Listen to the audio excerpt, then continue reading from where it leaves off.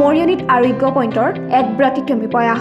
মৰিয়নিবাসীৰ মাজত স্বাস্থ্য সজাগতাৰ লগতে ডায়েবেটিছ মুক্ত সমাজ গঢ়াৰ উদ্দেশ্যে বুধবাৰে আৰোগ্য পইণ্টৰ উদ্যোগত জন্ম হয় আৰোগ্য সেৱা নামৰ এটা স্বেচ্ছাসেৱী প্ৰতিষ্ঠান। আৰোগ্য সেৱা প্ৰতিষ্ঠানৰ উদ্বোধনী অনুষ্ঠানৰ লগতে অনুষ্ঠিত হয় বিনামূলীয়া ডায়েবেটিছ পৰীক্ষা শিবিৰ। উল্লেখ্য যে উক্ত পৰীক্ষা শিবিৰত বহু সংখ্যক লোকৰ বিনামূলীয়া ডায়েবেটিছ পৰীক্ষা কৰে আৰোগ্য সেৱা প্ৰতিষ্ঠানে। আৰোগ্য সেৱা প্ৰতিষ্ঠানৰ উদ্বোধনী কাৰ্যসূচীত মৰিয়নিৰ প্ৰাক্তন বিধায়ক ৰূপজ্যোতি কুৰ্মী, বিশিষ্ট সমাজকৰ্মী জগন্নাথ অগ্নিবৰৰ লগতে সদৌ অসম সাংবাদিক সন্থাৰ যোৰহাট জিলাৰ সভাপতি যোগেশ ওজাকে ধৰি কেইবাজনো বিশিষ্ট ব্যক্তিয়ে অংশগ্ৰহণ কৰে। লগতে ভৱিষ্যতলৈও মৰিয়নিৰ বিভিন্ন অঞ্চলৰ বিনামূলীয়া স্বাস্থ্য শিবিৰ অনুষ্ঠিত কৰিব বুলি আৰোগ্য সেৱা প্ৰতিষ্ঠানে সাংবাদিকক জানিবলৈ দিয়ে।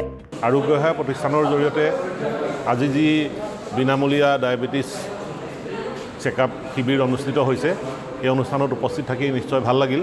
এই প্ৰতিষ্ঠানটোৰ যি মহৎ উদ্দেশ্য, সেই উদ্দেশ্য সফল হওক আৰু তাৰ মই আশা কৰিছোঁ।